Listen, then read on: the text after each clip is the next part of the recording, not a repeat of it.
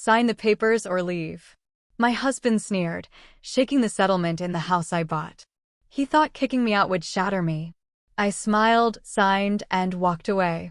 12 hours later, his attorney was shouting at him. You idiot. Do you realize what you've just done? Can you even imagine the betrayal? Waking up one morning, only to have the man you married, the man you loved, try to steal everything you've ever built, right from under your nose? What would you do if your entire life was ambushed before your first cup of coffee? His voice didn't even tremble. It was steady, cold, laced with an arrogance that still makes my blood run cold. He was sitting in my chair, my custom leather executive chair that I'd bought with my own bonus check 5 years ago, behind the mahogany desk that had been in my family for 2 generations. Honestly, he looked almost comical, trying to play the big shot in a room that screamed my name, my success, my legacy. But there was nothing funny about the document he was shoving across the polished wood. It was 7 a.m.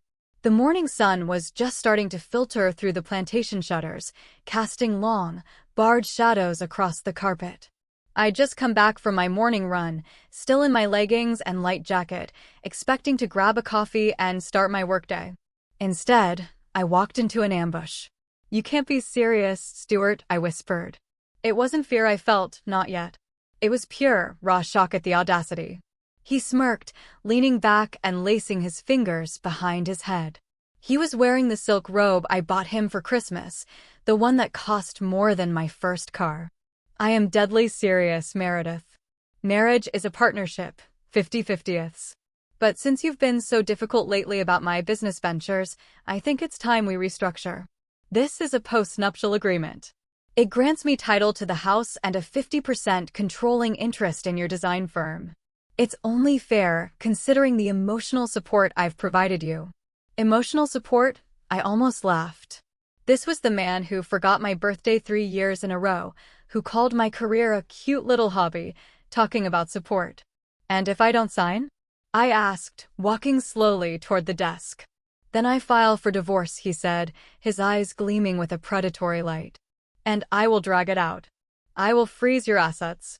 I will ruin your reputation in this town. My lawyer, Lionel, says I have a very strong case for spousal support. I've become accustomed to a certain lifestyle, you see.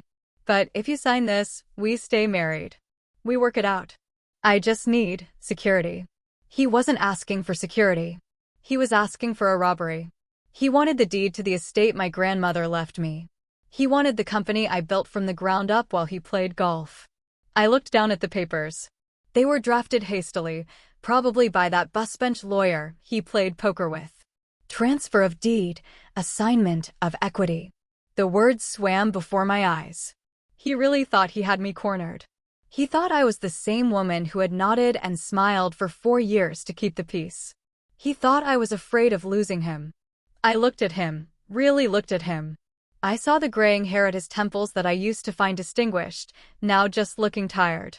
I saw the softness around his jaw from too much scotch and too little work. And I saw the cruelty in his eyes. So, it's the house or the marriage? I asked, picking up the heavy fountain pen from the desk set. It's about fairness, Meredith, he corrected, though his eyes darted to the pen in my hand with hungry anticipation.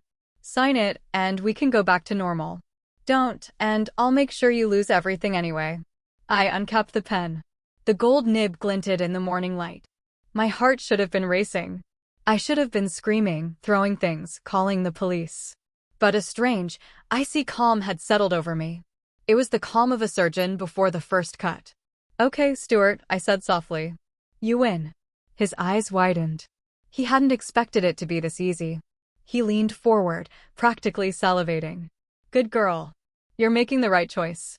I bent over the desk. I didn't hesitate. I signed my name, Meredith Blackwood, with a flourish on the bottom of the last page. The ink was dark and permanent. There, I said, capping the pen and setting it down with a deliberate click. Stuart snatched the papers up instantly, scanning the signature as if checking for a trick. Finally, he breathed, a look of pure triumph washing over his face. See, was that so hard? No, I said. I reached into my pocket and pulled out my house keys. I dropped them onto the mahogany desk. They landed with a heavy thud. Then I reached for my left hand.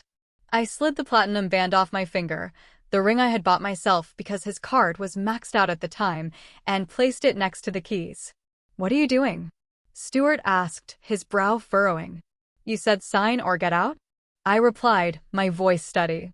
"I signed. Now I'm getting out." "Wait, you don't have to leave right this second," he stammered, confused by my lack of tears. "We can have breakfast. Celebrate our new arrangement." "Enjoy the house, Stuart," I said, turning on my heel. "It's everything you ever wanted."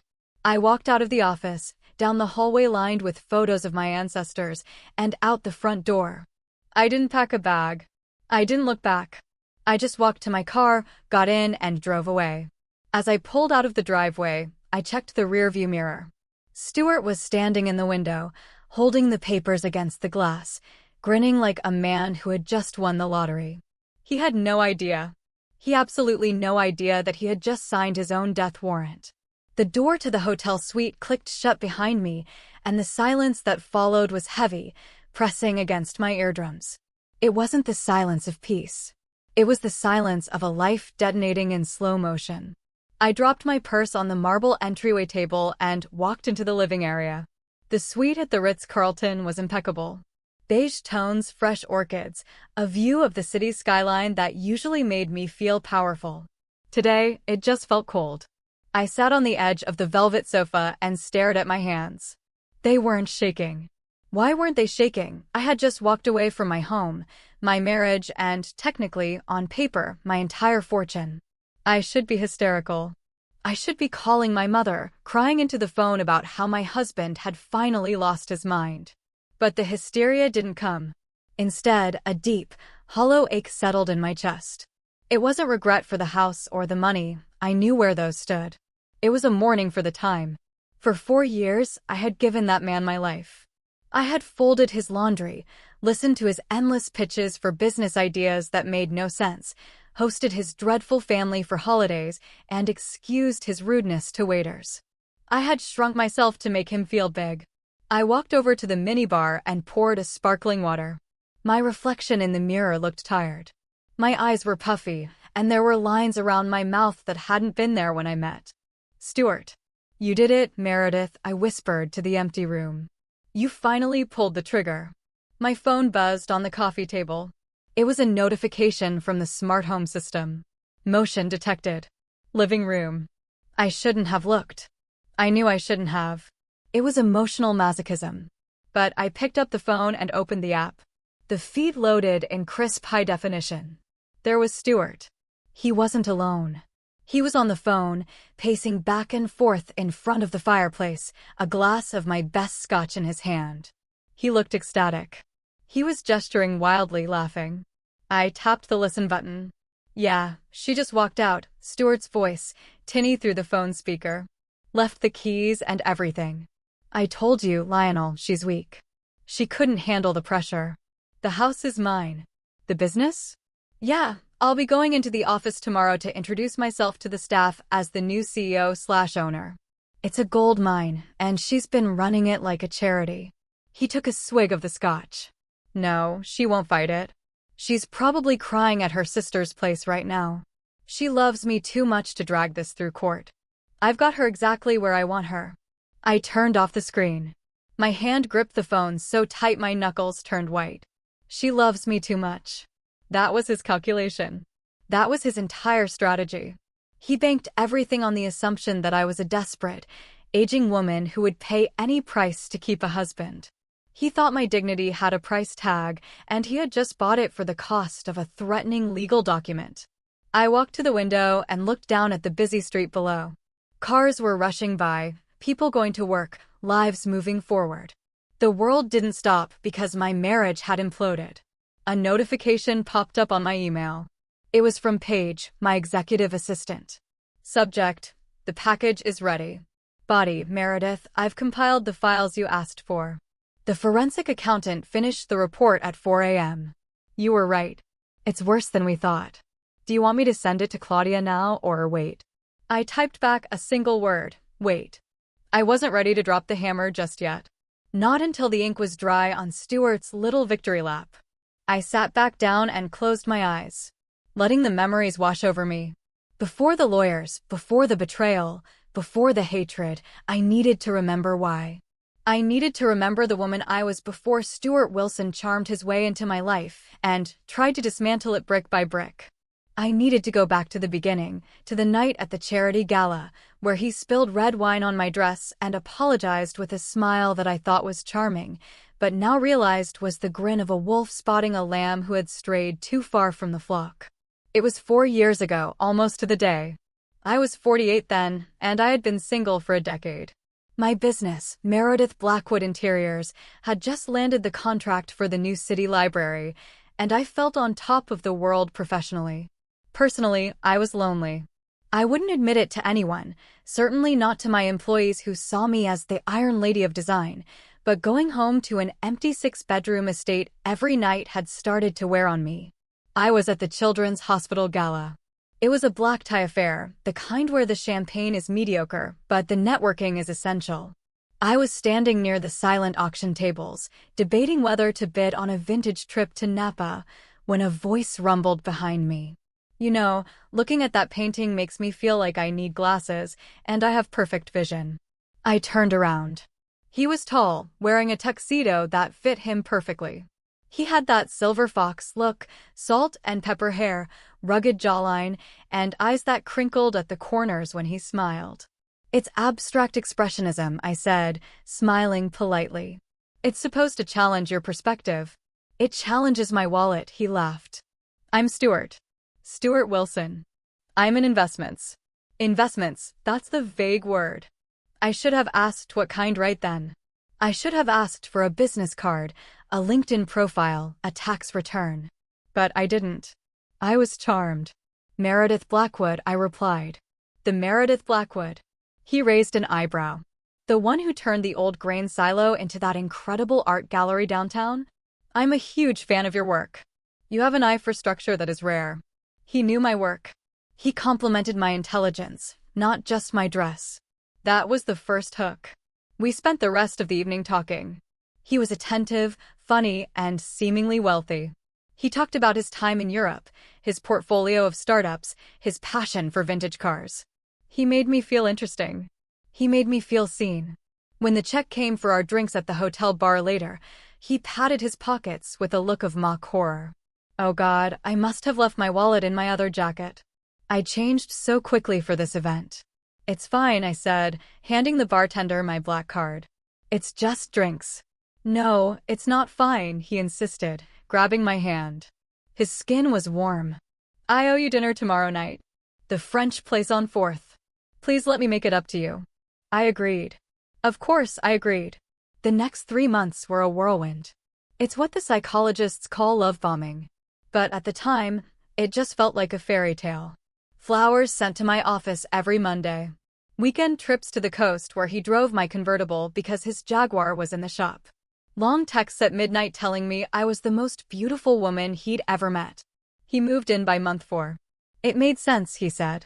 Why maintain 2 households when we were always together? He was between leases anyway, looking for the perfect penthouse.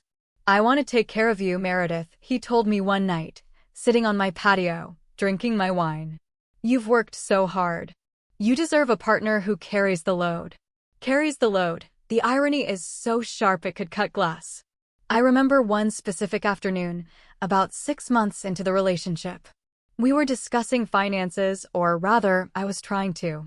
I mentioned setting up a meeting with my financial advisor to discuss merging some accounts for household expenses. Stuart's face darkened just for a second. A flash of irritation that vanished as quickly as it appeared. "Baby, why do we need to involve lawyers and accountants? Doesn't that kill the romance?" "I trust you. Don't you trust me?" "I do, but I have assets, Meredith," he said, his voice dropping to a hurt whisper. "I have stocks, crypto, offshore holdings, but right now they're all tied up in a liquidity event. Once that clears, I'm going to buy you a villa in Tuscany, I promise. Until then, can't we just be us?" He made me feel cheap for asking. He made me feel like a gold digger for worrying about my own fortune. So, I stopped asking. I let him use the secondary credit card for groceries, which quickly turned into charges for designer suits and golf clubs.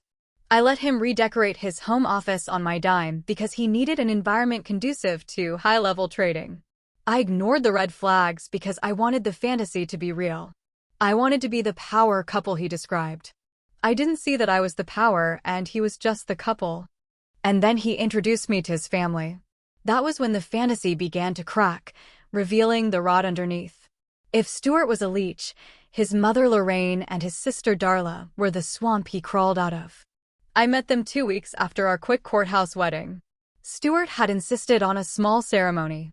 Just us, baby. I don't need a spectacle, which I later realized was to prevent any of his creditors or ex-partners from finding him. But once the ring was on his finger, the family appeared like vultures, sensing a fresh kill.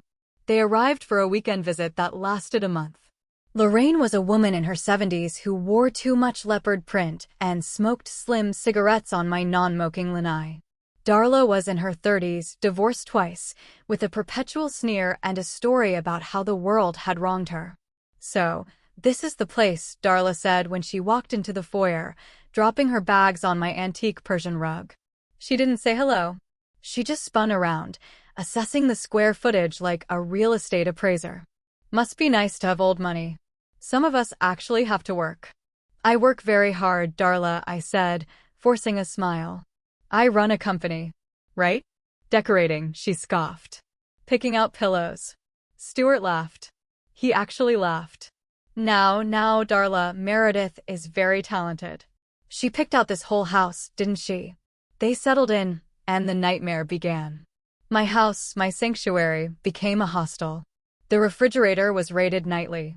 My expensive face creams appeared in the guest bathroom, half empty.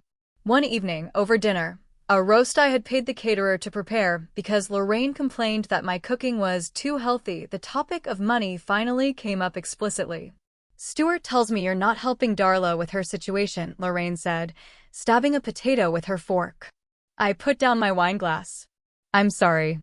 "What situation?" "Her car, Meredith." Stuart cut in, reaching for the wine bottle. "I told you. Her transmission blew. She can't get to her job interviews." Darla didn't have job interviews. Darla spent her days scrolling Facebook and complaining about her ex-husbands. "I didn't know," I said. "How much is the repair?" "Oh, it's totaled," Darla said through a mouthful of beef. "I need a new one." "Stuart said you guys were looking at getting a new SUV. I could just take the BMW." "My BMW? My X5 that I used for client meetings?" "I am not giving away my car," I said, my voice rising. Stuart put a hand on my arm. A heavy, silencing grip. "Honey, don't be selfish. We have 3 cars. You hardly drive the convertible in winter. Family helps family. That's what I love about you, your generosity." He did it right there at the table. He weaponized my own virtue against me. If I said no, I was the stingy rich B*TCH looking down on his poor, struggling family. If I said yes, I was a doormat. "We can discuss this alone," I said stiffly. "Alone?" Lorraine cackled. "Did you hear that, Stu? She wants to charge her sister-in-law interest." "Unbelievable. After all the emotional support we've given you." There was that phrase again, emotional support. It was their currency, but the account was always empty. The breaking point of that visit came a week later. I came home early from the office to find Lorraine and Darla in my master bedroom. They had my jewelry box open. Darla was holding up my grandmother's emerald brooch against her chest in the mirror. "What are you doing?" I demanded, standing in the doorway. Darla jumped, but Lorraine didn't even flinch. "Just looking, Meredith. Relax. You have so much stuff. You probably forgot you even had this. It would look lovely on Darla for her date tonight." "Get out," I said, shaking. "Get out of my room." When I told Stuart about it later, he sighed as if I were the unreasonable toddler. "They're just curious, babe. They've never seen nice things. You made them feel like thieves." Mom was crying in the guest room. "They were going to take it, Stuart." "You don't know that," he snapped. "You're so paranoid about your precious things. People matter more than things, Meredith. Try to remember that." I ended up buying Darla a used Honda just to get them to leave. I told myself it was the price of peace. I wrote the check and Stuart kissed me and told me I was the best wife in the world. But as I watched them drive away, I felt a knot in my stomach. I realized they didn't look at me and see a family member. They looked at me and saw a host organism. And Stuart? He wasn't protecting me from the parasites. He was the one holding the door open for them. The liquidity events Stuart kept talking about never happened. 6 months turned into a year, then 2. Every time I brought up his contribution to the household expenses, there was a new excuse. The market was down. The regulators were holding up the merger. His partners were dragging their feet. I wanted to believe him. God, I wanted to believe him. Admitting he was a liar meant admitting I was a fool. And my pride was a heavy thing to carry. But the truth has a nasty habit of surfacing, usually in the form of a paper trail. It happened on a Tuesday. I was working from home because I had a cold. Stuart had left early, claiming he had a high-stakes negotiation in the city with a group of angel investors.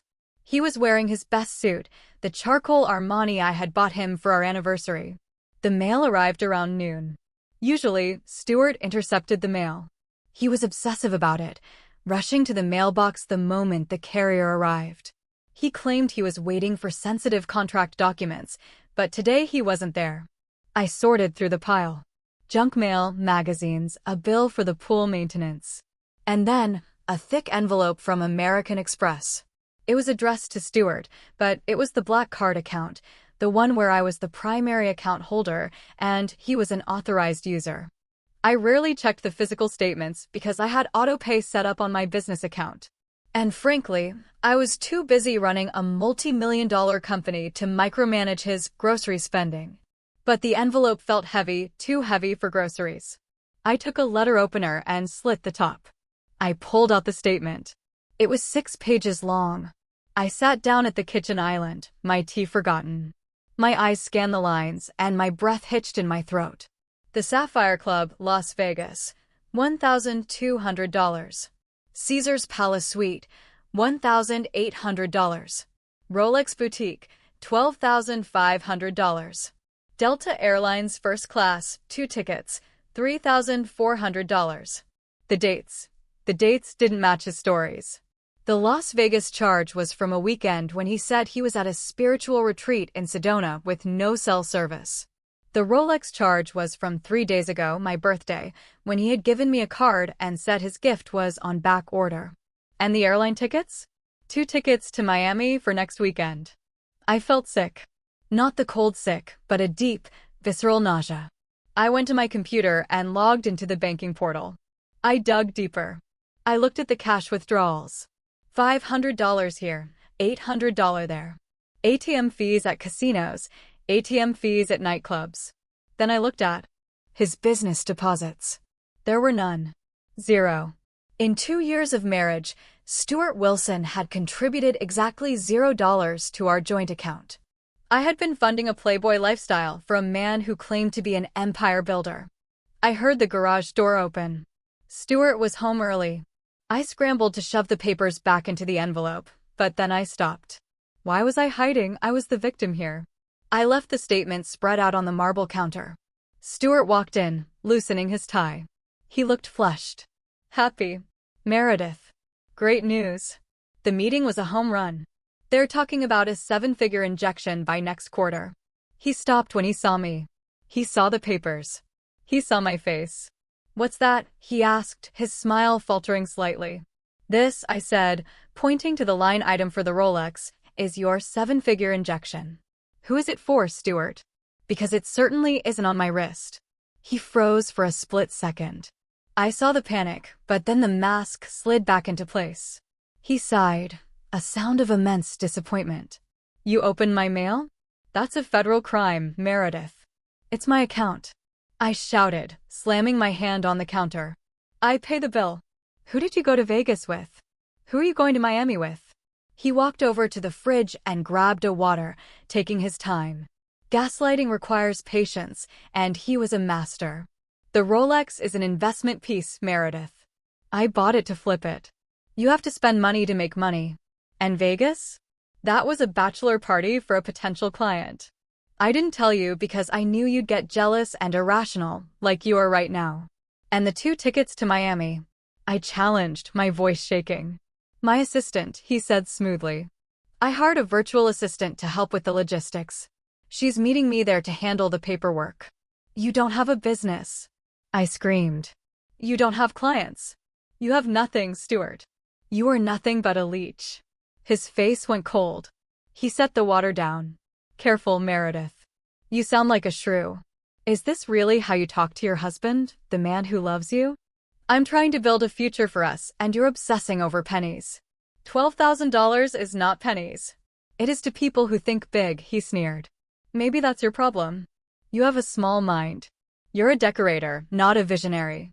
He walked out of the kitchen, leaving me standing there with the evidence of his betrayal. He didn't apologize. He didn't beg. He made me feel like I was the crazy one for caring about theft. That night, he slept in the guest room. But I didn't sleep at all. I lay in bed, staring at the ceiling, realizing that the man in the other room wasn't just lazy or unsuccessful. He was dangerous. He believed his own lies. And I needed to know who was sitting in the other seat on that flight to Miami. I didn't cancel the Miami trip. Instead, I hired a private investigator named Mr. Vance. He was expensive, discreet, and terrifyingly efficient. I gave him the flight details and told him I wanted pictures. 3 days later, while Stuart was supposedly closing deals in South Beach, Mr. Vance sent me a Dropbox link. I sat in my office, the door locked, and clicked the link. The photos were high resolution. There was Stuart wearing the linen shirt I bought him, laughing at a poolside bar. And next to him, draped over him like a cheap accessory, was a girl. She couldn't have been more than 25. Blonde, incredibly fit, wearing a bikini that looked more like dental floss than swimwear. Subject: Tiffany Miller, age 24. Personal trainer at Ironclad Gym. Current residence: a studio apartment in the Garment District. Rent is 3 months overdue. I scrolled through the photos. They were drinking champagne. They were kissing. In one photo, he was applying sunscreen to her back with a familiarity that made my stomach turn. But the real knife in the heart was the video file. Mr. Vance had managed to get close enough to their table at dinner to record audio. The restaurant was noisy, but the voices were clear enough. I put on my headphones. She's so annoying, baby, Stuart's voice. She watches every penny now. I had to fight just to get the limit raised on the card for this trip. When are you going to leave her? Tiffany's voice was high, nasal, and whining. You said by summer. I'm tired of living in that dump. I want to live in the big house with the pool. I can't just leave, Tiff, Stuart explained, sounding like he was explaining quantum physics to a toddler. If I leave now, I get nothing. We signed a prenup, remember? I get 0. I paused the video. A prenup. We did have a prenup. It was the one smart thing I had done, insisted upon by my father before he passed. It protected my premarital assets.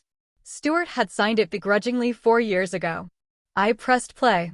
So, what do we do? Tiffany asked. We break her, Stuart said. His voice dropped, becoming sinister. I'm working on it.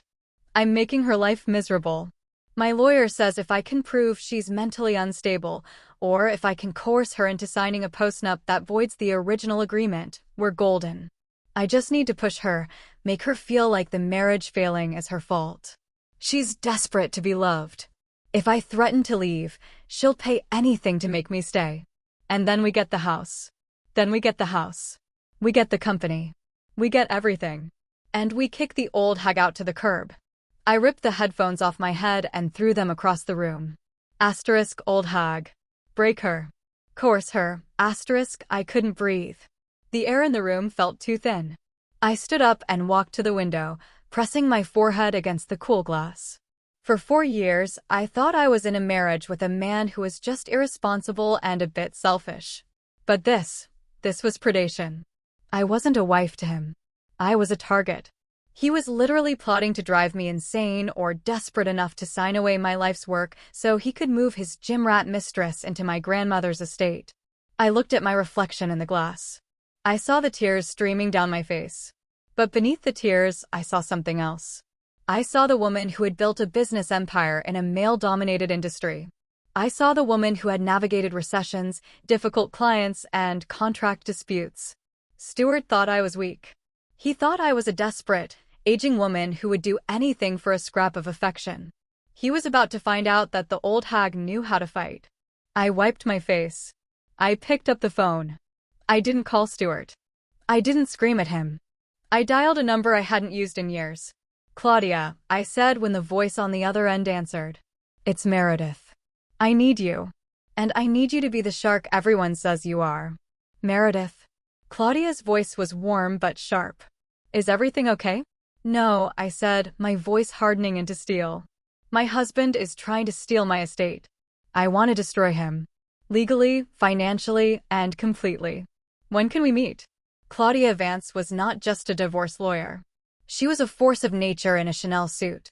Her office was on the 40th floor, overlooking the city, and she charged $900 an hour. She was worth every penny. I sat opposite her, the investigator's report and the transcription of the audio recording spread out on her glass desk. Claudia read through them in silence, her expression unreadable behind her designer glasses. Occasionally, she would circle something with a red pen. Finally, she looked up. "He's an amateur," she stated flatly. "A greedy, stupid amateur. But amateurs can be dangerous because they don't know the rules." "He wants me to sign a postnup," I said. "He told his mistress he's going to pressure me into voiding the prenup." "Of course he is," Claudia leaned back. "Because under the current prenup, he walks away with nothing but his clothes and whatever is in his personal account, which, according to this forensic report, is zero. He needs you to voluntarily give him the assets." "So, I just say no?" "We could," Claudia tapped her pen on the desk. "We could file for divorce today on grounds of adultery. We have the proof. You'd win. He'd get kicked out. But that's not enough, is it?" "That's not enough," I cut in. The anger flared in my chest again. "Claudia, he humiliated me. He brought his family into my home to steal from me. He spent my money on her. He called me an old hag and plotted to break me mentally. I don't just want a divorce. I want him to hurt. I want him to feel the panic I felt when I saw those bank statements." Claudia smiled. It was a terrifying smile. "I was hoping you'd say that." She pulled a file from her drawer. "Do you remember 2 years ago when you reorganized your business structure? You moved the house and the majority of your liquid assets into the Blackwood Family Trust." "Yes," I nodded. "For tax purposes." "And do you remember," she continued, "that because Stuart was your spouse, we needed him to sign a waiver acknowledging that those assets were moving into a trust where you were the sole beneficiary?" He signed a stack of papers that day. I recall he didn't read any of them. He was too busy playing Angry Birds on his phone. "Exactly." Claudia's eyes gleamed. "He signed a spousal waiver of interest. Basically, he formally acknowledged, with a notary present, that the house and the company are trust property, not marital property. He has zero claim to them. None. Even if you burn the prenup, the trust protects them. He doesn't know that." I realized. He thinks the house is still in my name. He thinks he's a legal genius because he watches Suits. Claudia scoffed. "Now, here is the beautiful part. If he attempts to claim ownership of trust property, knowing he has waived his rights, he is committing fraud. But we need him to commit to the act. We need him to demand the specific assets he has already waived." "He's going to present me with a postnup," I said, seeing the plan form. "He's going to list the house and the company. If you sign a document giving him the house," Claudia said slowly, "you are essentially giving him nothing because you personally don't own the house. The trust does. You can't give away what you don't hold title to as an individual. His document will be worthless, but he will think he won," I whispered. "He will think he won," Claudia agreed. "And he will act on it. He will try to take possession. He might try to sell it or borrow against it. And the moment he tries to exercise ownership over trust assets, that's when we nail him. Not just for divorce, but for attempted fraud and extortion." She slid a piece of paper toward me. "This is the plan. It requires you to be an actress, Meredith. You have to let him think his plan is working. You have to let him bully you. You have to let him present those papers. And then I sign them," I finished the sentence. You sign them, Claudia nodded. And you walk away. You give him the rope. And we let him hang himself. I looked at the city below. It was a risky game. It required me to endure his cruelty for a little while longer. But the thought of the look on his face, the look when he realized he had played himself, was too sweet to resist. Draw it up, I said. I'm ready to put on the performance of a lifetime. The week leading up to the ultimatum was the longest of my life. I had to live with a man I despised, share a bed with a man who smelled like another woman's cheap perfume, and pretend I was falling apart. I stopped wearing makeup. I let the house get a little messy. I would accidentally leave bills on the counter and then cry when he asked about them. I'm just so stressed, Stuart, I sobbed one evening over a burnt dinner. I feel like I'm losing control of everything. The business is hard. The house is too much work. He ate it up. He would rub my back with fake sympathy and say, maybe you need to simplify, babe. Let me take some of the burden. We need to secure our future so you can relax. I also planted the bait. I left a folder on my desk labeled Asset Valuation 2024. Inside, I put documents, fake ones, showing that the house had appreciated to $4 million and the business had liquid cash reserves of $2 million. I saw him checking the folder when he thought I was in the shower. I watched through the crack in the door as his eyes widened, scanning the numbers. He pulled out his phone and took pictures of the documents. He was sending them to Lionel. Lionel says, "We need to move fast," I heard him whisper on the phone in the garage later that night. She's cracking. She's talking about selling the business and moving to an ashram or something. We can't let her sell. I need that equity. Greed, I thought.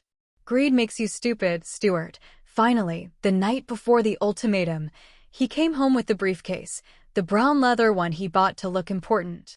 He set it down by the door like a weapon. "We need to talk in the morning, Meredith," he said, his voice grave. "I've been doing a lot of thinking about us, about how to fix this." "Okay," I said, making my voice tremble. "Whatever you say, Stuart." That brings us back to the moment in the office. The moment I signed the papers. The moment I walked out of that house, leaving my keys and ring. I didn't drive aimlessly. I drove straight to Claudia's office. "He took the bait," I told her as I walked in. "Did he sign?" she asked. "He made me sign. And then he countersigned. He has the documents." "Perfect." Claudia picked up her phone. "I'm initiating the eviction protocol, and I'm sending a courier to the bank to freeze the joint accounts. Not that there's much in them, but it's the principle." "What about the house?" I asked. "He's there now. He thinks it's his." "Technically," Claudia smiled, "he is trespassing. But let's give him his night of glory. Let him host his little victory party. The higher he climbs, the harder the fall." I checked my phone again. The notifications from the smart home were rolling in. Front door unlocked. Thermostat set to 68. Music system activated. And then a new notification. Access code created. Guest, Tiffany. He hadn't even waited an hour. He had moved her in. He brought her to the house, I told Claudia, my voice cold. "Good," Claudia said. "That just adds to the narrative of emotional distress for the judge. Keep the footage." I sat in the chair in Claudia's office, watching the live feed on my phone. I saw Tiffany walking around my living room, touching my sculptures, putting her feet on my white sofa. I saw Stuart pouring wine, my vintage Bordeaux, into 2 glasses.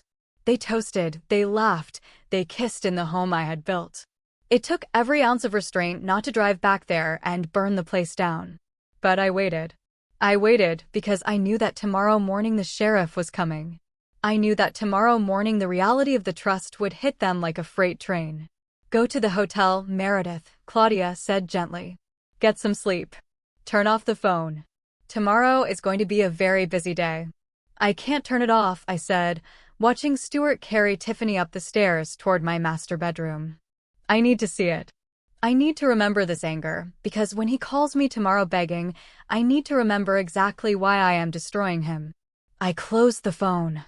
The trap was sprung. The rat was inside. Now all I had to do was wait for the snap. The screen on my phone was small, but the betrayal was broadcast in 4K resolution. I sat in the darkness of my hotel suite, the glow of the screen illuminating my face, watching the nightmare unfold in real time. It was 8 p.m., barely 12 hours since I had walked out of my front door. Stuart hadn't wasted a single second. My living room, usually a sanctuary of quiet elegance, was packed. And I don't mean a few friends having a glass of wine. I mean it looked like a fraternity house mixer.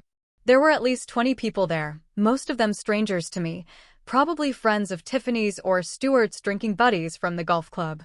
The music was loud. I could see the bass vibrating the leaves of my ficus tree in the corner. But it was the sight of Stuart that made my blood run cold. He was standing on my coffee table. On the table. The table I had imported from Italy, a piece of travertine stone that was older than this country. He was wearing his suit pants and a button-down shirt that was unbuttoned halfway down his chest, holding a bottle of wine high in the air. I zoomed in on the bottle. It was a Chateau Margaux 1982. A bottle my father had given me on my 40th birthday. He had told me to save it for a moment of supreme happiness. It was worth about $2,000. Stuart was pouring it into red plastic solo cups. To the new chapter. Stuart bellowed, his voice distorted by the microphone on the security camera, but still painfully audible. To taking what is yours. To being the king of the castle. The crowd cheered. Tiffany was right there next to him, laughing. She was wearing my silk kimono, the one I bought in Kyoto, over her clothes like a party favor.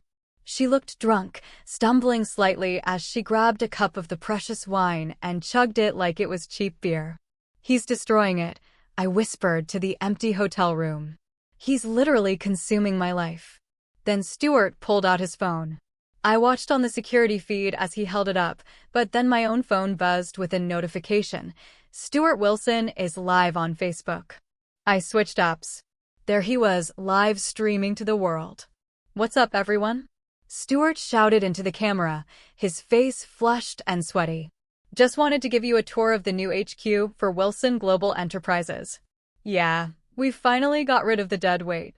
Sometimes you have to cut the anchors to let the ship sail, right? He panned the camera around the room, showing off my art, my furniture, my view. Look at this place, he boasted. This is what happens when you have vision. My ex, well, soon-to-be ex, she didn't get it. She wanted to play it safe. But me? I'm a risk-taker. And look where it got me. He pulled Tiffany into the frame. She giggled and kissed his cheek. Say hi to the future, baby. Hi, she shrieked. We're going to redo the kitchen, right, Stu? All this wood is so old-fashioned. Whatever you want, babe. Stuart promised. It's our house now. Comments were rolling in on the live stream. Most were from his sycophantic friends. Congrats, bro. Finally getting what you deserve. Leveling up. But I also saw comments from our mutual acquaintances, from the wives of his golf buddies, from neighbors. Wait, isn't that Meredith's house? Did Meredith move out? This is awkward. He was documenting his own demise. He was creating public, time-stamped evidence of his looting. Every sip of that wine, every unauthorized guest, every claim of ownership was another nail in his legal coffin. I felt a vibration of pure rage starting in my toes and working its way up. It wasn't the sad, heavy grief of the morning. It was a hot, sharp, energizing anger. He wasn't just stealing. He was mocking. He was dancing on the grave of our marriage before the body was even cold. He climbed down from the table, nearly knocking over a Ming vase. All right, listen up, he shouted to the room.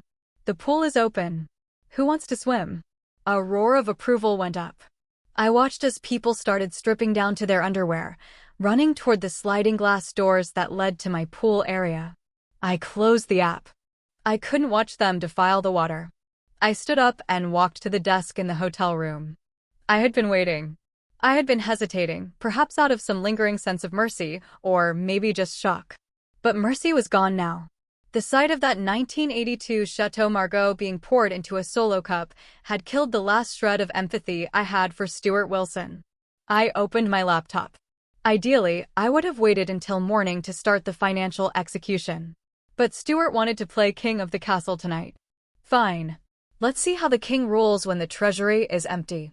I cracked my knuckles, opened the spreadsheet I'd prepared, and logged into the administration portal for my life. It was time to turn off the lights. The laptop screen glowed with the cold, blue light of vengeance. I had laid out everything in a systematic order, a digital firing squad ready to execute Stuart's lifestyle. I wasn't just angry. I was methodical. This is what Stuart never understood about me. He thought my success was luck or inheritance. He didn't understand that I built a company because I understood logistics. I understood leverage. And I understood details. Step 1. The credit cards. I logged into the American Express corporate portal. There it was, Stuart's supplementary card. The balance was currently sitting at $14,200 just for this month. I clicked on the card number. Status, active. Action, suspend. Reason, lost/stolen. I didn't just want it declined.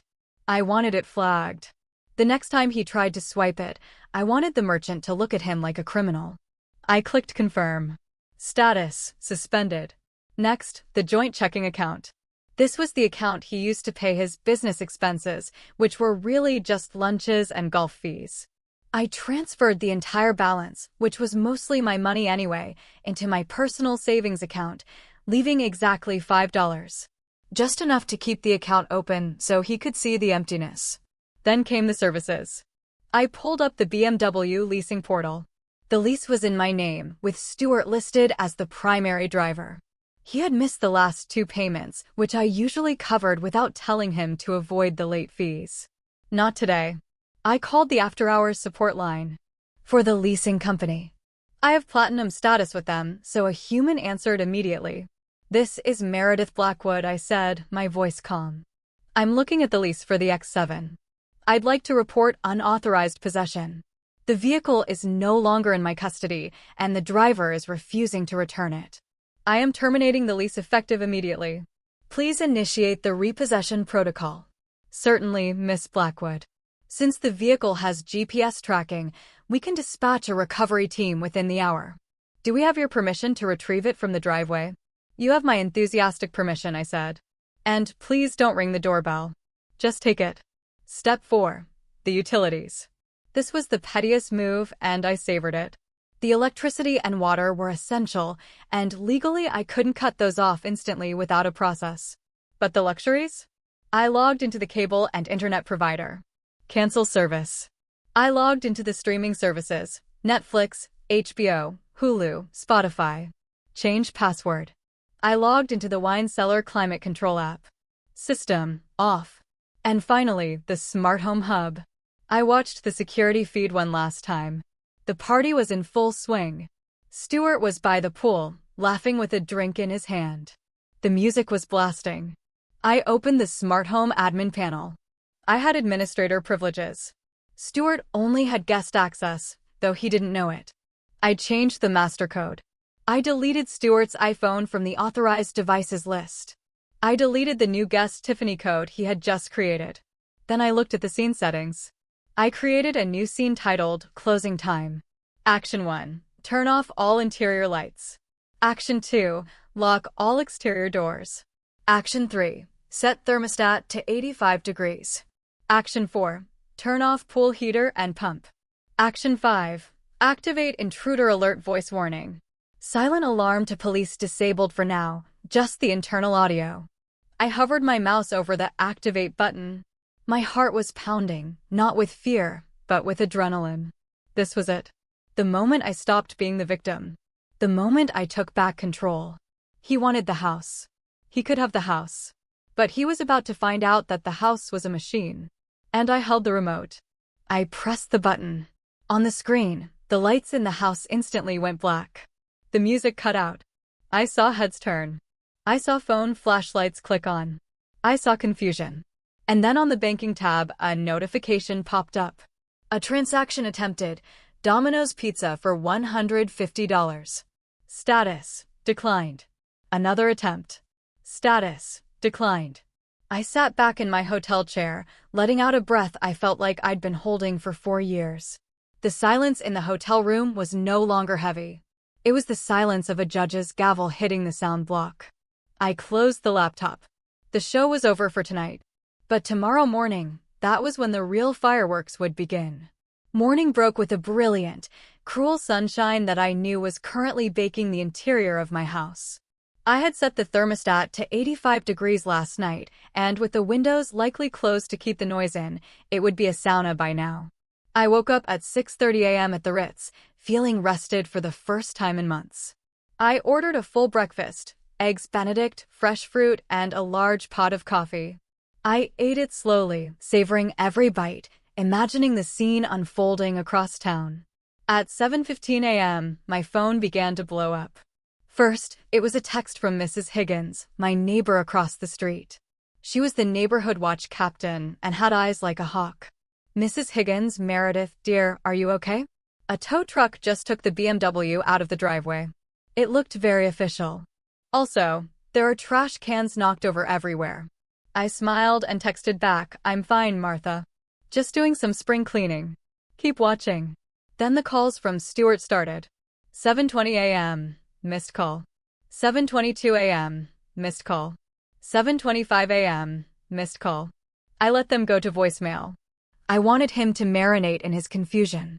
At 7:30, a text from Stuart came through. Internet is down. Power is acting weird. AC is broken. Need the password for the router. Also, where is the car? Did you take it for a service? He still didn't get it. He still thought these were accidents. He thought I was just at my sister's cooling off. He couldn't conceive of a world where I would actually strike back. I imagined him standing in the kitchen, hungover, a headache splitting his skull. He would be reaching for the coffee maker, my Jura Z10, that cost $4,000. He would press the button for a double espresso to cure his hangover, but he wouldn't get coffee because I had locked the machine through the app. The screen would just say, user not authorized. The pettiness of denying him caffeine felt incredibly satisfying. At 8 a.m., the panic set in. He tried to order breakfast. I got the notification from Uber Eats on my iPad, which was still logged into the family account. Order failed. Payment method declined. He tried to switch to the backup card. Order failed. Payment method declined. Then a voicemail. I played it on speaker while I finished my tea. Meredith, pick up the phone. Stuart's voice was ragged. Panic edging into the anger. The cards aren't working. The car is gone. Tiffany needs to get to work and she can't call an Uber. What did you do? This isn't funny. You can't just cut me off. I have rights. I'm your husband. Not for long, I whispered. I decided to answer the next text, just to twist the knife. Stuart, call me now. This is financial abuse. I'm sorry. Who is this? I don't have a husband. I signed the papers, remember? I'm just a stranger, and strangers don't pay for your lifestyle. I could feel his rage through the network. At 8:30 a.m., the doorbell camera alerted me. It wasn't the police. It wasn't a repairman. It was a courier service. Stuart opened the door. He looked terrible. He was wearing wrinkled boxers and a t-shirt. His hair was a mess. Behind him, the living room was a disaster zone. Red cups everywhere, stains on the rug. Tiffany sleeping on the couch, wrapped in a sheet. The courier handed him a large envelope. Sir, for Stuart Wilson, the courier asked. Yeah, that's me, Stuart grunted, snatching the envelope. He probably thought it was the finalized divorce papers from his lawyer, or maybe a check he was expecting. He tore it open right there on the porch. I zoomed in. It wasn't a check. It was the formal notice from the Blackwood Family Trust, and clipped to the front was a letter from Claudia Vance, printed on heavy, terrifyingly official letterhead. Stuart read the first line. I saw his shoulders stiffen. He read the second line. His mouth dropped open. He looked up at the camera. He knew I was watching. He looked right into the lens, his face pale, his eyes wide with a dawning horror. He didn't scream. He didn't rage. He just looked small. He turned around and ran back into the house, tripping over the threshold, shouting for Tiffany to wake up. The realization had landed. The hangover was about to get a lot worse. Because in about 10 minutes, his phone was going to ring, and it was going to be the one person he thought was on his side. The call came at 8:45 a.m. I wasn't privy to it directly, but Claudia recounted it to me later with gleeful precision. However, I got the gist of it because Stuart, in his panic, put it on speakerphone while pacing in the living room, right under my high-fidelity security microphone. His lawyer, Lionel, was on the other end. Lionel, the man who advertised on daytime TV between soap operas. Lionel, you have to fix this. Stuart was shouting, pacing around the red Solo cups. She cut everything. The car is gone.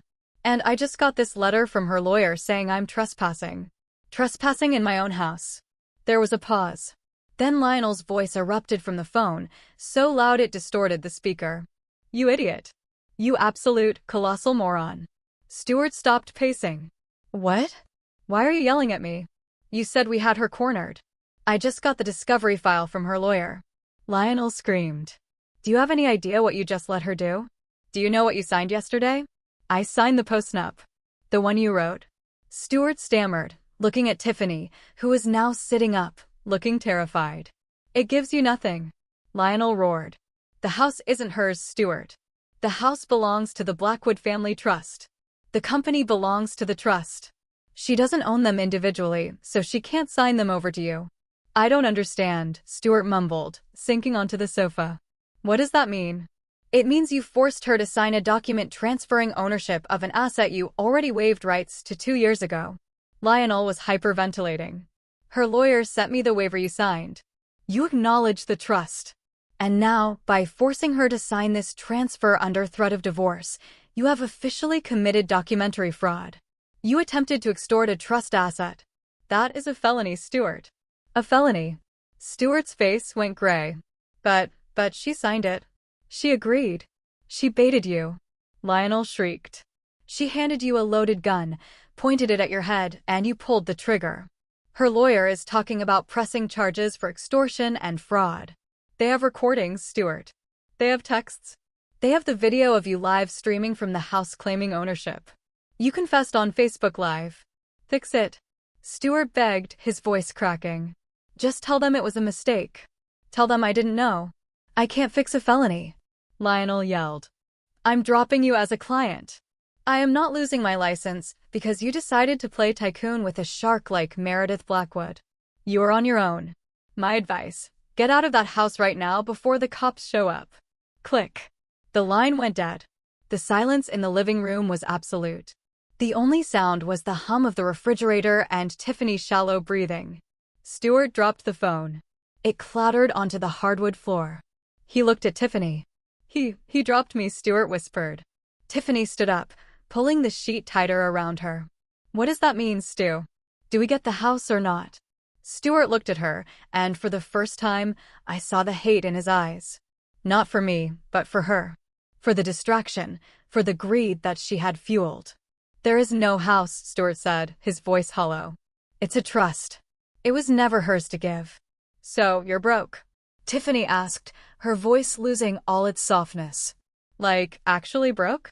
I'm worse than broke, Stuart laughed, a manic, high-pitched sound. I'm about to be arrested. He stood up and ran his hands through his hair. We have to go. Lionel said to leave. We have to pack. Tiffany took a step back. I'm not going anywhere with you if the cops are coming. I have a career, Stuart. I'm an influencer. You're a part-time trainer who hasn't paid rent in 3 months. Stuart snapped. Pack your bags. We're going to my mom's. I am not going to your mother's trailer. Tiffany shrieked. I sat back in my hotel chair, sipping my tea. It was unraveling faster than I had anticipated. The rats were turning on each other. Then my phone buzzed again. It was a notification from the front gate security system. Visitor, Lorraine Wilson. Visitor, Darla Wilson. The flying monkeys had arrived. They must have seen the Facebook live stream or heard the panic in Stuart's earlier calls. They were coming to claim their share of the victory. I watched the feed as Darla's beat-up Honda, the one I paid for, rolled up the driveway. This, I said to myself, is going to be entertaining. Lorraine and Darla burst into the house like they were raiding a buffet. Lorraine was wearing a floral muumuu, and Darla was already holding a cigarette, ash falling onto my foyer floor. Where is the champagne? Lorraine boomed, spreading her arms wide. My son, the homeowner. We saw the video, Stu. Finally, you put that stuck-up woman in her place. Stuart was standing in the middle of the living room, frantically throwing clothes into a garbage bag. He looked up, wild-eyed. Shut up, Mom, he hissed. Lorraine froze. Excuse me? Is that how you talk to the woman who birthed you? There is no house. Stuart screamed, throwing a pair of shoes into the bag. It's over. She tricked me. The cops are coming. Darla dropped her cigarette. What do you mean she tricked you? You said she signed the papers. The papers are worthless. Stuart yelled. It's all a trust. I'm broke, Mom. I have nothing. The car is gone. The accounts are frozen. And I'm facing jail time for fraud. The transformation on Lorraine's face was instantaneous. The pride vanished, replaced by a cold, calculating sneer.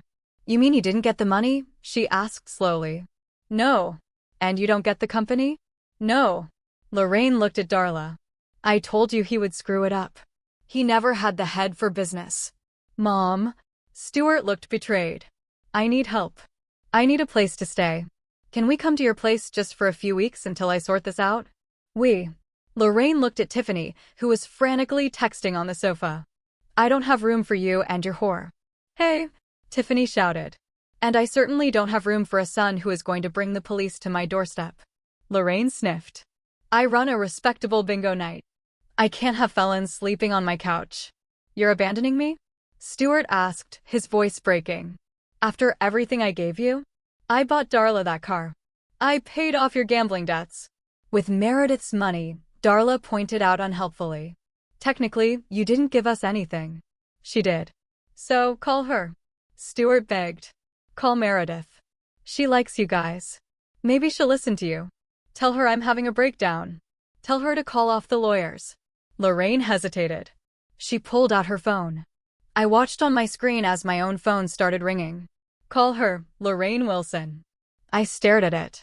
I let it ring. Then I blocked the number. On the screen, Lorraine looked at her phone, annoyed. She sent me to voicemail. Well, that's rude. She blocked you, you old bat. Tiffany snapped. She stood up, holding one of my Louis Vuitton tote bags. It looked stuffed. Where are you going? Stuart asked, reaching for her. I'm leaving, Tiffany said. My Uber is here. What's in the bag, Tiff? Darla asked, her eyes narrowing. Just my stuff, Tiffany said quickly, clutching the bag tighter. That's Meredith's bag, Stuart said, realizing. And it looks heavy. What did you take? It's my compensation, Tiffany yelled. For wasting 6 months of my life. With a loser. She tried to bolt for the door. Stuart grabbed her arm. Darla grabbed the bag. The three of them wrestled in the hallway, screaming obscenities at each other. The bag ripped open. My jewelry spilled out. My grandmother's pearls. My diamond tennis bracelet. Several expensive watches. You thief. Lorraine shrieked. Those are valuable. Let go of me. Tiffany screamed, scratching Stuart's face. Suddenly, the front door burst open. It wasn't the police yet. It was Mrs. Higgins, my neighbor. She was holding her phone up, recording the whole thing. I've called the sheriff, Mrs. Higgins announced gleefully. And I have you all on video stealing Mrs. Blackwood's property. The police are 2 minutes away. The room froze. Tiffany looked at the spilled jewelry. Stuart looked at Mrs. Higgins. Lorraine looked at the exit. Run, Tiffany screamed. She abandoned the jewelry, shoved past Stuart, and sprinted out the door toward the waiting Uber. Lorraine and Darla didn't wait for Stuart. They turned and ran to their car. Mom, wait, Stuart yelled, running after them. I watched as the Honda peeled out of the driveway, leaving Stuart standing alone on the lawn, barefoot, holding a garbage bag of clothes while Mrs. Higgins filmed him with a look of pure judgment. He was alone, completely, utterly alone. And then I saw the flashing lights of the sheriff's cruiser turning the corner. I timed my arrival perfectly. I wanted to be there when the official seal was placed on the door, but I didn't want to be part of the brawl. I pulled my rental car up to the curb just as Deputy Miller was stepping out of his cruiser. Claudia pulled up behind me in her black Porsche. She looked impeccable, holding a leather folder. We walked up the driveway together. Stuart was sitting on the front steps, his head in his hands. He looked up when he heard our heels clicking on the pavement. His eyes were red, his face scratched from the scuffle with Tiffany. When he saw me, he stood up, a flicker of hope crossing his desperate face. Meredith, he choked out. Thank God. You have to stop this. They're treating me like a criminal. Tell them it's a misunderstanding. Tell them we're married. I stopped 10 feet away from him. I adjusted my sunglasses. I didn't look angry. I looked bored. We are married, Stuart, I said calmly. For now. But you are also trespassing on trust property, and Deputy Miller is here to escort you off the premises. Trespassing? Stuart laughed, a hysterical, broken sound. I live here. My clothes are in the closet. We had dinner here last night. Correction, Claudia stepped forward, her voice sharp as a razor. You broke into a property managed by the Blackwood Family Trust. You have no lease. You have no deed. You have no rights. She handed the deputy a file. Officer, here is the restraining order granted by Judge Harmon this morning, citing domestic disturbance, attempted fraud, and theft. Also included is the eviction notice, effective immediately. Deputy Miller nodded. He was a stern man who had known my father. He looked at Stuart with undisguised contempt. Mr. Wilson, the deputy said, you have 30 minutes to collect your personal essentials. That means clothes and toiletries, no electronics, no valuables, no furniture. Then you need to vacate the property. If you return, you will be arrested. Where am I supposed to go? Stuart cried, looking at me. Meredith, please. I have nowhere. My mom left me. Tiffany stole from me. My cards don't work. That sounds like a you problem, I said. He took a step toward me. I'm your husband. I loved you. I got lost. I got scared about our future. Please, baby. Let's just talk inside. Just us. We can fix this. He was trying the charm. The puppy dog eyes. The soft voice that used to make me melt. Now it just made me nauseous. You didn't love me, Stuart, I said, my voice steady and loud enough for the neighbors to hear. You loved the lifestyle I provided. You loved the safety. And yesterday, when you thought you had stripped me of everything, you didn't offer to fix it. You told me to get out. I took a step closer, removing my sunglasses so he could see my eyes. You said, sign or get out. I signed. Now it's your turn. Get out. Stuart stared at me. He looked for the weakness, the hesitation. He found none. He slumped. The fight went out of him. He turned and walked into the house, Deputy Miller trailing close behind him to ensure he didn't steal the silverware. I stood on the lawn. Mrs. Higgins was still on her porch. She gave me a thumbs up. I gave her a small, tired wave. 30 minutes later, Stuart emerged. He was carrying 2 garbage bags and a box of protein powder. That was it. For years of marriage reduced to trash bags. Here, I said, tossing something onto the grass at his feet. He looked down. It was a prepaid burner phone. Your cell service is terminated, I said. This has 60 minutes on it. Use it to call a shelter or a friend. Don't call me. He looked at the phone, then at me. You planned this. You planned this whole thing. I prepared, I corrected. You plotted. There's a difference. I'll get a lawyer, he spat, trying to muster one last shred of dignity. I'll see you for half. You already have a lawyer, Claudia smiled. Oh wait. Lionel quit, didn't he? Good luck finding another one who will take a fraud case on a contingency basis. Deputy Miller stepped forward. Time to go, Mr. Wilson. Move along. Stuart picked up his bags. He began the long walk down the driveway. He didn't have a car. He didn't have a ride. He just started walking down the street, dragging his bags as the neighbors watched from their windows. I watched him go until he turned the corner. Are you okay? Claudia asked, touching my arm. I took a deep breath. The air smelled like freshly cut grass and victory. I'm better than okay, I said. I'm free. The image of Stuart Wilson walking down the street of our exclusive gated community, dragging black garbage bags like a hobo, became instant folklore in our town. I didn't watch it personally. I went inside to inspect the damage, but the video footage provided by the community security cameras and Mrs. Higgins's Facebook page painted a vivid picture. He walked for 2 miles. He tried to hail a cab, but none stopped. He sat on a bus bench, ironically, one that had an advertisement for Lionel's law firm on it, and made a call on the burner phone I gave him. I later learned he called his brother in Ohio. His brother hung up on him. He called his golf buddy, Mike. Mike told him he couldn't get involved. Finally, a rusty pickup truck pulled up. It was his mother, Lorraine. She had come back, not out of love, but probably because she realized he was her only retirement plan, failed as he was. The footage showed Lorraine screaming at him as he threw his bags into the truck bed. She slapped the back of his head as he got into the passenger seat. They drove off in a cloud of exhaust smoke. Back inside the house, the reality of the violation hit me. The living room smelled of stale beer and cheap perfume. There were cigarette burns on my Persian rug. The Chateau Margaux was a sticky purple stain on the travertin. But it was the bedroom that hurt the most. I walked into the master suite. The bed was unmade. My pillows were thrown on the floor. Tiffany's makeup wipes were scattered on my vanity. It felt violated, dirty. I stood there looking at the bed where I had slept for 4 years. The bed where I had tried so hard to be a good wife. Claudia walked in behind me. "We can get a cleaning crew in here within the hour. Biohazard level, if you want." "Yes," I said, but first I walked over to the bed. I stripped the sheets off. I pulled the duvet cover off. I grabbed the pillows. "I'm burning these," I said. "Meredith, those are Egyptian cotton," Claudia warned. "I don't care if they are spun from gold," I said, bunching them up in my arms. They touched him. They touched her. "They have to go." I carried the bundle out to the fire pit in the backyard. I piled the expensive linens into the stone circle. I doused them with lighter fluid from the garage. I lit a match. The flames caught instantly. I watched the fabric curl and blacken. I watched the smoke rise into the afternoon sky. It was a primal ritual. With every thread that burned, I felt a little lighter. I wasn't just burning sheets.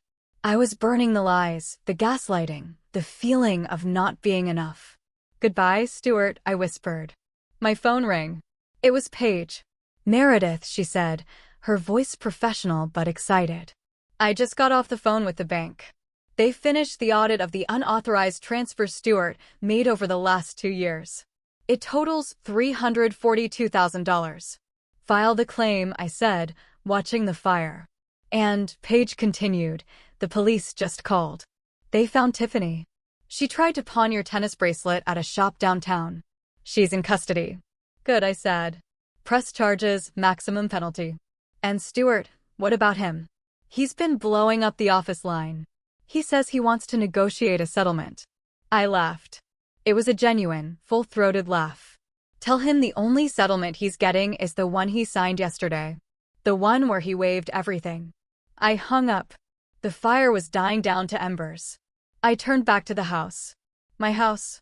It was dirty. It was messy. And it carried the ghosts of a bad marriage. But the structure was sound. The foundation was strong, just like me. The next 3 days were a flurry of activity. But it was the good kind of busy. It was the busy of reclamation. I hired a professional cleaning service, not my usual maids, but a heavy-duty industrial crew. I told them to scrub everything. Walls, floors, ceilings. I wanted every skin cell of Stuart Wilson eradicated from the property. While they worked, I went into the storage room. When Stuart moved in, he had insisted on modernizing the house. He called my style cluttered and sentimental. He made me pack away my father's book collection, my grandmother's antique tea sets, and the framed photos of my college graduation. He replaced them with cold abstract art and empty surfaces. Minimalism is the mindset of success, he had preached. Now I dragged the boxes out. I unpacked my father's leather-bound copies of Hemingway and Steinbeck. I touched the worn covers, smelling the old paper. I placed them back on the shelves in the library, filling the empty spaces Stuart had left. I unpacked the photos. There was me, 22 years old, smiling in my cap and gown, arm around my dad. I looked happy. I looked ambitious.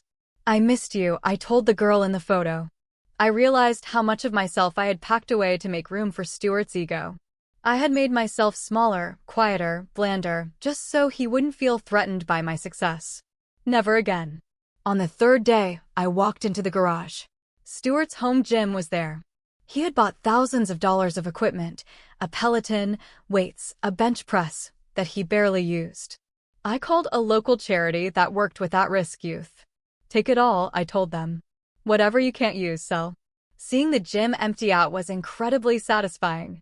In its place, I parked my new car, a Porsche Cayenne. I had traded in the BMW. I didn't want the car he had driven. I wanted something new, something that was just mine. That evening, I sat in my newly reclaimed living room. The air smelled of lemon and sage. The shelves were filled with my books. The terrible abstract art was gone, replaced by the landscapes I loved. I poured a glass of wine. Not the Chateau Margaux, he had destroyed that, but a crisp Sauvignon Blanc. I opened my journal. I hadn't written in it for years because Stuart used to read it if I left it out. Day 1 of freedom, I wrote. I am 52 years old. I am single. I am wealthy. And I am awake. My phone buzzed. It was an email from Claudia. Subject: Update on Wilson versus Wilson. Meredith, just a heads up. Lionel has officially withdrawn as Stuart's counsel. Stuart is now being represented by a public defender for the fraud charges. Also, he has filed for bankruptcy. It seems the empire was mostly debt. I closed the email. I felt a twinge of pity, but it was distant, like watching a character in a movie make bad choices. He had had every opportunity. He had a wife who supported him, a home that was safe, a life that was comfortable. But he got greedy. He wanted the golden goose. So he cut it open, only to find there was nothing inside but his own reflection. I took a sip of wine. The house was quiet. No TV blaring sports, no complaints about the food, no gaslighting. It was the most beautiful sound I had ever heard.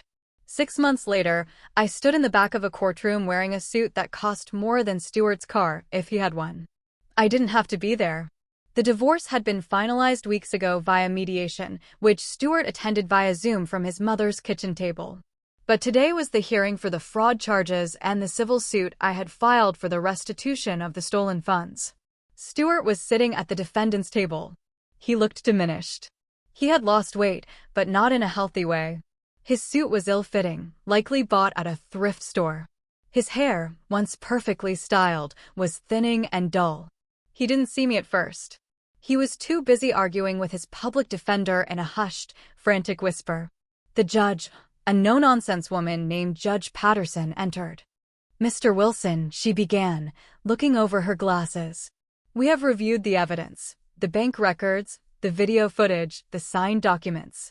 It is the opinion of this court that you engaged in a systematic pattern of financial deception. Stuart stood up. Your Honor, I was just borrowing the funds. I intended to pay it back. My wife, my ex-wife, she misunderstood. You spent $342,000 on luxury items, travel, and a mistress, while contributing nothing to the marital estate, the judge read from the file. You then attempted to coerce Miss Blackwood into signing over trust assets through intimidation. That is not a misunderstanding, sir. That is predation. The gavel banged, making him jump. Judgment is found in favor of the plaintiff. You are ordered to pay restitution in the amount of $342,000. Additionally, regarding the criminal charge of attempted fraud, you are sentenced to 500 hours of community service and 3 years of probation. Any violation will result in immediate incarceration. Stuart slumped. I can't pay that. I have no job. I have no money. Then I suggest you get a job, Mr. Wilson, the judge said coldly. Garnishments will be applied to any future wages. As the bailiff led him out to process his probation paperwork, he finally saw me. He stopped. The room fell silent. He looked at me with a mixture of hatred and longing. I think in his twisted mind, he still thought he could talk his way out of it. Meredith, he said. I didn't say anything. I just looked at him. I looked at the man who had called me an old hag. The man who had planned to break me. Are you happy? He asked, his voice bitter. You ruined my life. I stepped forward, my heels clicking on the floor. I didn't ruin your life, Stuart, I said, my voice calm, carrying across the room. I just stopped paying for it. I turned and walked out of the courtroom. Outside, the air was crisp. It was autumn.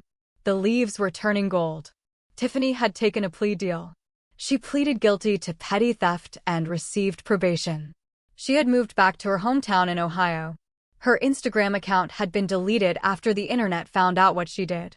Stuart was living in his mother's basement, working part-time at a car wash. And me? My company had just had its best quarter in history. I had launched a new line of home decor. And I had a date tonight. Not with a man, but with myself. A cooking class in Italy. I was leaving tomorrow for a month in Tuscany. The trip Stuart had promised me, but never delivered. I was going alone, and I couldn't wait. The night before I left for Italy, I hosted a party. It wasn't a networking event. It wasn't a gala. It was a dinner party for the people who had stood by me when the walls were crumbling. The dining room table was set with my grandmother's china. The candles were lit. Claudia was there, laughing with a glass of champagne. Paige was there, having been promoted to Vice President of Operations. Mrs. Higgins was there, telling the story of the Great Trash Bag Walk of Shame for the 10th time, adding more dramatic flair with each retelling. And Mr. Vance, the private investigator, stopped by for a drink. To Meredith. Claudia raised her glass. The woman who proved that the best revenge is not just living well, but living free. Here, here, everyone cheered. I looked around the table. These were people who respected me, not for my money, but for my character. I have a toast, I said, standing up. The room quieted. For a long time, I began, looking at the flickering candles. I thought I needed someone to complete the picture of my life. I thought a big house was empty without a husband. I thought success was lonely without a partner. I paused, smiling at my friends. But I learned that the only thing worse than being alone is being with someone who makes you feel alone. I learned that my value isn't negotiable. And I learned that I am pretty terrified of anyone who tries to take my grandmother's house. Laughter rippled through the room.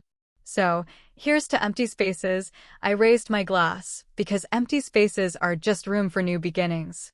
Here's to the trust, and here's to never, ever signing anything without reading it first. We clinked glasses. The sound was like a bell tolling the start of a new era. After dinner, I walked out onto the terrace. The city lights twinkled below. I thought about Stuart one last time. He was probably sitting in the dark somewhere, blaming the world for his misfortunes. He would never understand. He would never get it. He thought he lost because of a lawyer or a prenup. He lost because he underestimated the quiet strength of a woman who has built her own castle. I took a deep breath of the cool night air. I felt lighter than I had in years. The nightmare was over. The story of Meredith and Stuart was finished. But the story of Meredith Blackwood? That was just beginning. So, what about you? What lessons did you take away from this story? Have you ever faced a moment where you had to reclaim your power? Share your thoughts below. I really want to know what you think.